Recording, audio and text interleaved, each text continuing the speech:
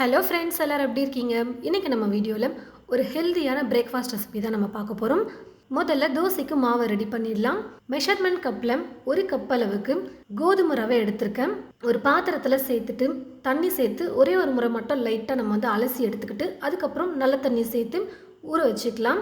20 நிமிஷத்துலேருந்து 30 நிமிஷம் வரைக்கும் நீங்கள் ஊற வச்சிங்கன்னா கரெக்டாக இருக்கும். சைட் டிஷ் ரெடி பண்ணுற வரைக்கும் ஊற வச்சா போதும். ரவை கூடவே 4 வரமிளகாவையும் சேர்த்துட்டு ஊற வச்சிடுறேன். நல்லா ஊறட்டும். சைட் டிஷ் ரெடி பண்ணுறதுக்கு முதல்ல ஒரு மிக்ஸி ஜாரில் 2 பெரிய வெங்காயம் எடுத்து கட் பண்ணி சேர்த்துக்கிறேன். 10லேருந்து 15 பல் பூண்டு சேர்த்துட்டு காரத்துக்கு தேவையான அளவுக்கு மிளகாய்த்தூள் சேர்த்துக்கோங்க. நான் 1.5 டீஸ்பூன் வெறும் மிளகாய்த்தூள் சேர்த்துட்டு 1 டீஸ்பூன் மல்லித்தூள் சேர்த்துட்டு பல்ஸ் மோட்லேயே மிக்சியில் நம்ம ஒன்றும் பாதியமாக அரைச்சி எடுத்துக்கணும். வெங்காயம் நைஸாக அரைப்படக்கூடாது. இப்போ ஒரு கடாயில் தேவையான அளவுக்கு எண்ணெய் சேர்த்துட்டு கடுகு கொஞ்சம் சேர்த்து நல்லா பொரிஞ்சு வந்ததும் 1/4 டீஸ்பூன் சீரகம், 1/2 டீஸ்பூன் உளுந்து சேர்த்துட்டு லைட்டாக கொஞ்சம் வறுத்ததுக்கு அப்புறமா அரைச்சி வச்சிருக்கிற இந்த வெங்காயம் விழுதுருக்கு பார்த்தீங்களா, அதை சேர்த்துக்கலாம். நான் சொன்ன மாதிரி விழுதாக அரைக்காமல் கொஞ்சம் இது போல் ஒன்றும் பாதியமாக நீங்கள் குறன்னு இருக்கிற மாதிரி அரைச்சி சேர்த்துக்கோங்க. வெங்காயத்தை நல்லா வதக்குனதுக்கு அப்புறமா கொஞ்சமாக கருவேப்பிலை சேர்த்துட்டு மீடியம் சைஸில் இருக்கிற மாதிரி ஒரு 5 தக்காளி பழத்தை எடுத்து நான் கொஞ்சம் பெருசாகவே கட் பண்ணி எடுத்து வச்சுருக்கேன். அதை சேர்த்துக்கிறேன். 1/4 டீஸ்பூன் மஞ்சள் தூள், தேவையான அளவுக்கு உப்பையும் சேர்த்துட்டு நல்லா குக் பண்ணிக்கலாம். கொஞ்ச நேரத்துக்கு வதக்குனதுக்கு அப்புறமா மேலே ஒரு பிளேட் போட்டு மூடி வச்சுட்டு நம்ம குக் பண்ணும்போது தக்காளி நல்லா வெந்து இருக்கும். அதே மாதிரி பார்க்கவும் முழுசாகவும் இருக்கிற மாதிரி இருக்கும். நம்ம சேர்த்து தக்காளி அப்படியே இருக்கிற மாதிரி இருக்கும்.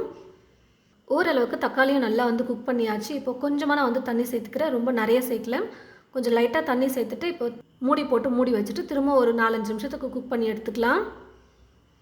ஸ்டவ்வை மீடியம் ஃப்ளேமில் வச்சுட்டு 4-5 நிமிஷத்துக்கு நல்லா குக் பண்ணதுக்கப்புறம் கடைசியாக இது கூட பொடியாக நறுக்கிய கொத்தமல்லி கொஞ்சம் சேர்த்துட்டு கலந்து கொடுத்துட்டு ஸ்டவ் ஆஃப் பண்ணிட்டா போதும். ஒரு டேஸ்டியான தக்காளி தொக்கு ரெடி. எப்பயும் செய்கிறத விட இது போல் கொஞ்சம் லைட்டாக மாற்றி ட்ரை பண்ணி பாருங்கள். டேஸ்ட்டும் நல்லா சூப்பராக இருக்கும். பார்க்கவும் எப்போ செய்கிற தக்காளி தொக்கு மாதிரி இல்லாமல் கொஞ்சம் டிஃப்ரெண்ட்டாகவும் இருக்கும். வீட்டில் இருக்கிறவங்களுக்கும் ரொம்ப பிடிக்கும். இந்த சைட் டிஷ் சாப்பிட்றதுக்கே அவ்வளோ விரும்பி சாப்பிடுவாங்க.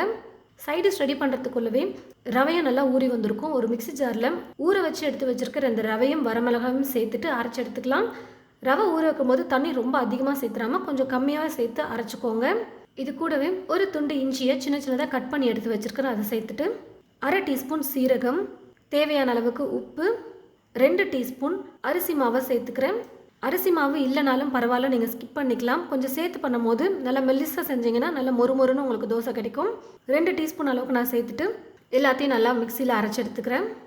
அரைச்ச ரவையை ஒரு பாத்திரத்தில் சேர்த்துக்கலாம். ரவை தோசைக்கு பொறுத்த வரைக்கும் மாவை கொஞ்சம் இது போல் தண்ணியாகவே ரெடி பண்ணிக்கோங்க, கரெக்டாக இருக்கும்.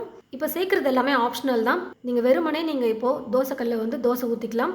அப்படி இல்லைனா இது போல் வெங்காயம் கொஞ்சம் பொடியாக கட் பண்ணி சேர்த்துக்கோங்க. பொடியாக நறுக்கிய கொத்தமல்லி கொஞ்சம் சேர்த்துட்டு நல்லா கலந்து கொடுத்துட்டு நீங்கள் தோசை ஊற்றிக்கலாம்.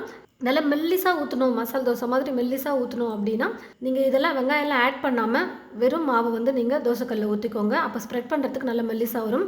வெங்காயம் சேர்க்கும் போது ரொம்ப மெல்லிஸாக ஸ்ப்ரெட் பண்ணி விட முடியாது. மேலே கூட நீங்கள் நார்மலாக தோசையை ஊற்றிட்டு வெங்காயத்தை தூவிக்கலாம். உங்களுக்கு எது பிடிச்சிருக்கோ அந்த மாதிரி நீங்கள் ட்ரை பண்ணி பாருங்கள். கல் நல்லா சூடேனதும் மாவு ஊற்றிட்டு நல்லா ஸ்ப்ரெட் பண்ணதுக்கப்புறமா எண்ணெய், நெய் எது பிடிச்சிருக்கோ அதை நீங்கள் மேலே சேர்த்துட்டு ஒரு பக்கம் நல்லா வெந்ததுக்கப்புறம் திருப்பி போட்டு குக் பண்ணிக்கலாம். தோசை 2 பக்கமும் நல்லா வெந்து வந்ததுக்கப்புறம் சுட சுட எடுத்து நீங்கள் ஒரு பிளேட்டில் வச்சுட்டு செஞ்சுருக்கிற சைட் டிஷ்ஷையும் நீங்கள் வச்சு கொடுத்தீங்கன்னா சாப்பிட்றதுக்கே அவ்வளோ நல்ல டேஸ்டியாக இருக்கும். நார்மல் வெள்ளை ரவையிலையும் இதே மாதிரி நீங்கள் செய்யலாம். வெள்ளை ரவைக்கு பதிலாக இந்த மாதிரி கோதுமை ரவையில் நீங்கள் ட்ரை பண்ணி பாருங்கள். கொஞ்சம் ஹெல்தி வெர்ஷனாகவும் இருக்கும். எப்போவுமே மில்லட்லாம் நம்ம யூஸ் பண்ணி செய்யும் போது கொஞ்சம் சைட் டிஷ்ஷை காரசாரமாக செஞ்சு கொடுக்கும்போது தொட்டு சாப்பிட நல்லா டேஸ்டியாக இருக்கும். நல்லா விரும்பியும் சாப்பிடுவாங்க. ஹெல்த்தியாக நீங்கள் பிரேக்ஃபாஸ்ட்லாம் ட்ரை பண்ணணும்னு நினைக்கும் போது இந்த மாதிரி ஒரு காம்போவில் நீங்கள் உங்களோட வீட்டில் கோதுமை ரவையை வச்சு ஒரு டேஸ்டியான தோசையும் தொட்டுக்கிறதுக்கு ஒரு சிம்பிளான அதே சமயத்தில் ரொம்பவே டேஸ்டியான வகையில் ஒரு தக்காளி தொக்கும் ட்ரை பண்ணி பார்த்துட்டு எப்படி இருந்ததுன்னு சொல்லிட்டு மறக்காமல் கமெண்ட் பாக்ஸில் கமெண்ட் பண்ணுங்கள். இந்த ரெசிபி உங்களுக்கு பிடிச்சிருந்தா மற்றவங்களுக்கும் ஷேர் பண்ணுங்கள்.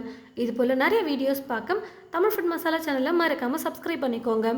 கூடவே பக்கத்தில் இருக்கிற பெல் ஐக்கானை கிளிக் பண்ண மறந்துடாதீங்க. தேங்க்யூ.